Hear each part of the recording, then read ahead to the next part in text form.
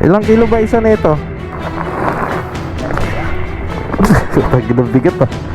Guys, tignan nyo tong manibela ko, nag-wiggle-wiggle. Wiggle-wiggle.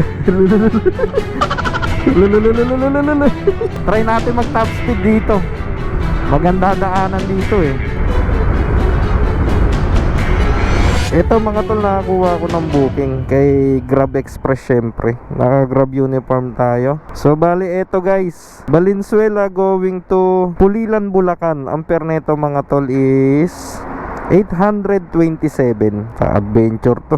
Ang pangit lang nito kasi wala akong booking na makukuha doon. Pero ganun pa man, okay lang yun. Sana pala rin pa rin makakuha. Or sana kahit may move it sana ron. Pag natapos ko naman to, boundary na rin naman ako. 827 to guys. So, kung kay Lala Move yan, going to Pulilan, magkano lang yan guys? Nasa 200 plus. Adventure! Mukhang bababa pa ako ng Marilao bago makakuha ng booking ah. Sana makakuha tayo ng Grab Express doon. Naka-auto accept naman ako. Your destination will be on the left. Okay mga tol, nandirito na ako. So tinagal-tagal ko kay Grab Express, ito pa lang yung pinakamalaking fare na nakuha ko, 800 plus. Kap! Oh, ano ba dadalhin? Saan ba? Ah, dalawang sako. Ilang kilo ba isa nito? Ginang-bigat ah. 40 kilograms isa? Sabi? O sige. Very good yan kung magdadagdag.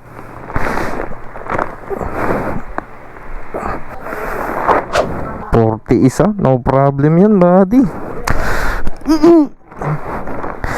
Ito, ilang kilo to? 40 din to. Sino magbayad? Doon na? Doon na bayad?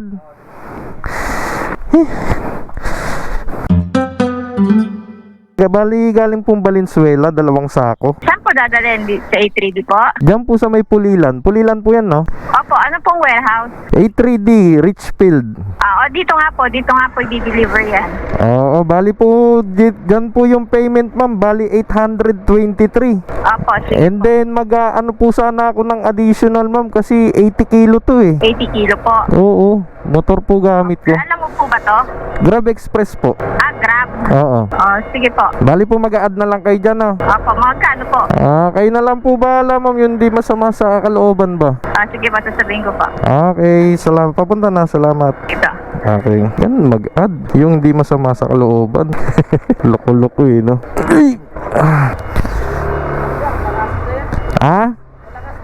Oo. Parang may angkas ka lang. Sige. So ito mga ka-wormies, item pick up na tayo. Bali ang dala-dala natin ay 80 kilograms. Bali ang biyahe natin dito mga tol is 1 hour 25 minutes 40 kilometer. Going to Pulilan, Bulacan. So ang fare neto 823 at magdadagdag daw siya ng di masama sa kalooban. Napaka-angas! Let's go! Angas na dito guys sa may Kawayan guys oh. Ang laki ng itinaas para sa darating na tag-ulan, no? Hindi na babahain. Very good, very good. Ayan yung mga gusto ko sa inyo. Dapat ganyan yung mga pinagagawa nyo, ha? Yabang ang puta. Kala mo may ambag eh. Ngayon, pagdating ng tag-ulan, hindi na mahihirapan yung mga commuter dito. Kasi naisipan nila gawin yung pinapagawa ko. Diba? Tulad yan, ayos yan, no? Pinasira ko ulit. Sabi ko mali yung palitada. Ano kaya gagawin dyan? Kaaayos lang yan, ha? Binakbak na naman. Ayan, oh. Bagong-bago lang yan, oh. Halatang mabigat din yung kargahan ni Paps eh, oh. Iba na yung alog ng motor niya, oh. Punong-puno na ng tape, oh. Pero pa ni sa akin yan, boy. 80 kilograms yung dala ko, boy. Sana pasukan ako ng booking dito mga tol. Naka-auto accept ako, sana may pumasok. Kung hindi, kawawa tayo pa uwi. Kawawa tayo pabalik. Bababa pa ako ng may Kawayan. So eto guys, 10 kilometer na lang, 15 minutes. Andito na ako sa may Pulilan. Uy, apakaangas. Pulilan, North Loop. Guys, tignan nyo tong manibela ko, nagwi-wiggle-wiggle. Wiggle-wiggle. Ba't nagaganon? Try nyo ma'am. Ayun.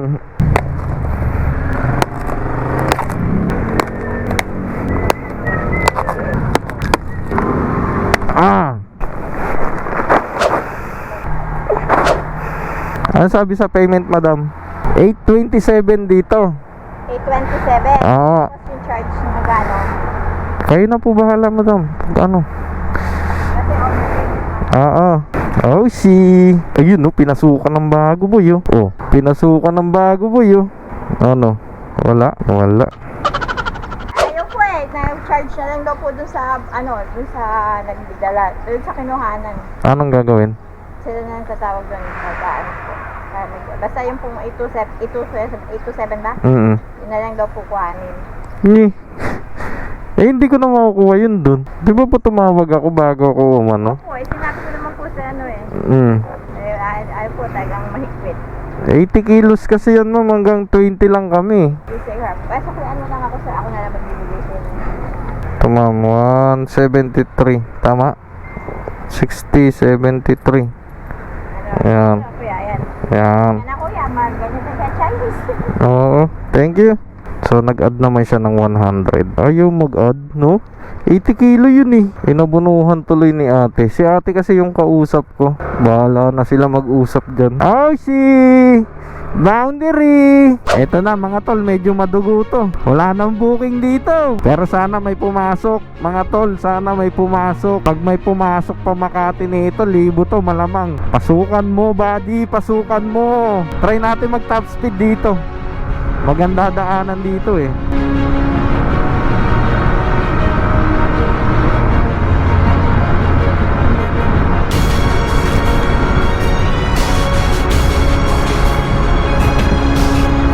Wanted.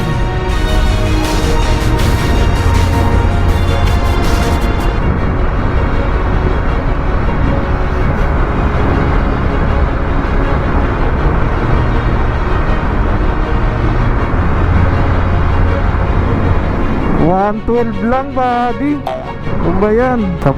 Isa pa. Ba't nakaganyan eh?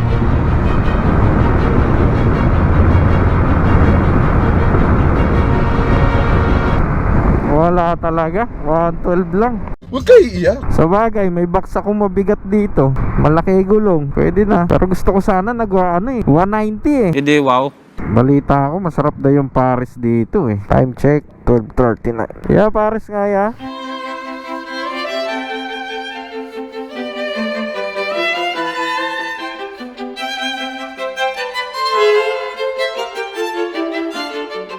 Ay, solve na naman si Wormy Boy. Okay na rin naman yung Paris nila ron. Masarap na rin. Ang problema, wala pa rin tayo nakukuha ang booking. Kung makakarating tayong Valenzuelang walang dala, uwi na lang. Eto na mga ka-Wormies, pagiginto na ako. Wala pa rin napasok. Sa totoo sin, may lalamove naman ako. Marami naman booking dito, kaya lang hindi ko siya ginagamit. Wala na, ayoko eh. Loyal ako kay Grab ngayon eh. Grab Express, nanggigigil na ako ha. Wala pa rin pumapasok ha. Paakyat na ako ng tulay ng Bukawi. Wala pa rin.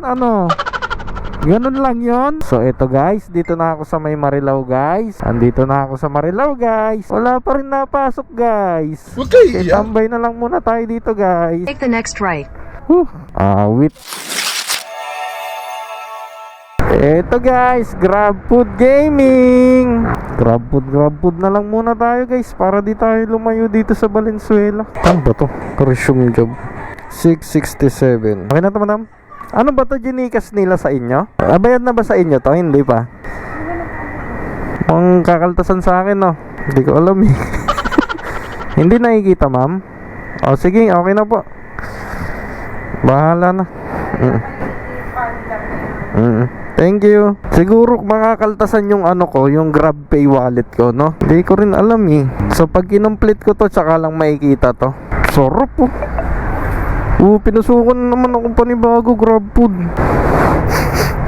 Tapos next booking ko mga tol, dito sa may Jollibee, Jollibee. Ang GrabFood to. Uy, 721. Init. 1, 2, 3. Okay na? Thank you po. 721, binigyan ako 750. Oo nga, makakaltas sa ko. Makakaltas sa GrabPay wallet ko yung dyan, yung bayad na yon.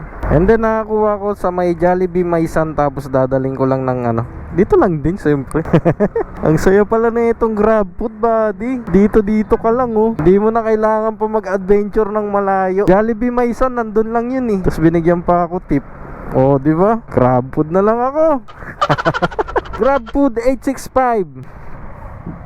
Madam, dito ba to? 865. Yun oh. Napakabilis ng pangyayari, buddy. Kaltas na naman to sa Grab wallet ko, 240 plus. Then slide left onto Ayun na, pinasukan na naman ang bago, buddy. Grab food again. Napakalakas ako yung Grab food ngayon. Dire-diretso ang Grab food.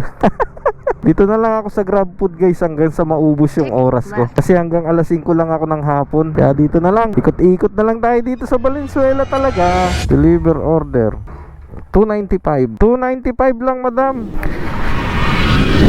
Ma'am, totoo ba yung balita na maliit na yung chicken ni Jollibee? Oo, nga totoo. Totoo? Patay tayo dyan. Totoo pala yung balita na maliit na yung chicken ni Jollibee. So 300, kubra na naman. Okay, pick up. Medyo nakakapagod lang yung paakyat-akyat ah. Bali magkano to? 330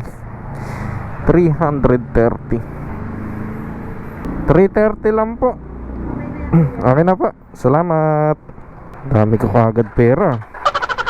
Hindi na ako pinasukan ng Grab food. Siguro naubos na yung Grab Pay wallet ko.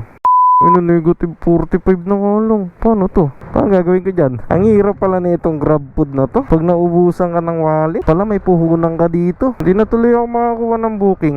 Paano to? Meron Grab Express New Manila. Time check tayo. Alas 3 na. Sarap sana mag Grab food, mga tol, no? Kaya lang naubusan ako ng Grab Pay wallet eh. Wala na tuloy ako puhunan. And then ito, pinasukan ako ng New Manila Grab Express. Siguro off ko na to. Tapos pagrating ko ron, magsiset destination na lang ako pa uwi. Wala eh, naubos yung Grab Pay wallet ko eh. Huwag kayo iiyak. Tender.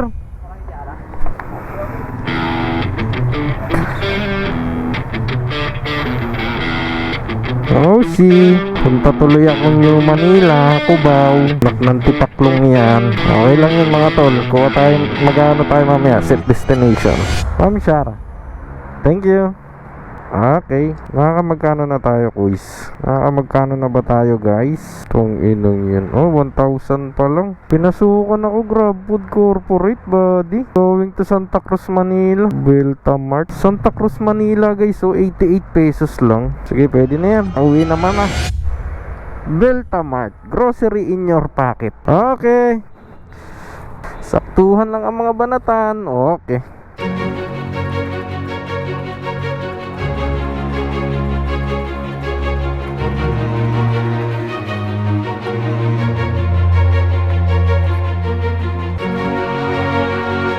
Ito na mga tol, after ko madrop yung Blumentritt Manila natin, wala na pumasok na panibagong booking. Nakaset destination na ako, nagbukas na ako ng Grab Mart ko and then Grab Food.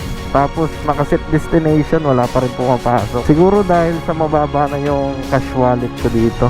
282 na lang yung laman. So paano mga tol, kahit paano naman kumita tayo ng 1,161 na malinis. Medyo napalaban lang tayo sa first booking natin na going to Pulilan, Bulacan. So pagka drop ko ron wala na ako nakuha booking pabalik. Halos 40 kilometer yun, guys.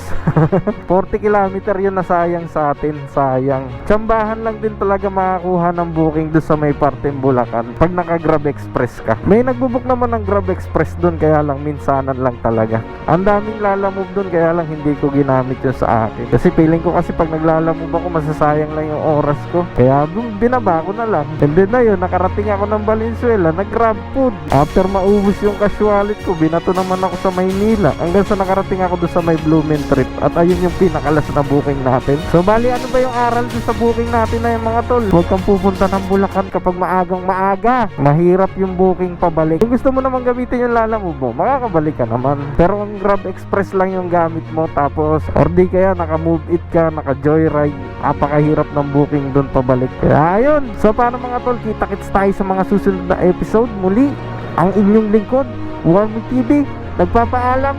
Bye bye.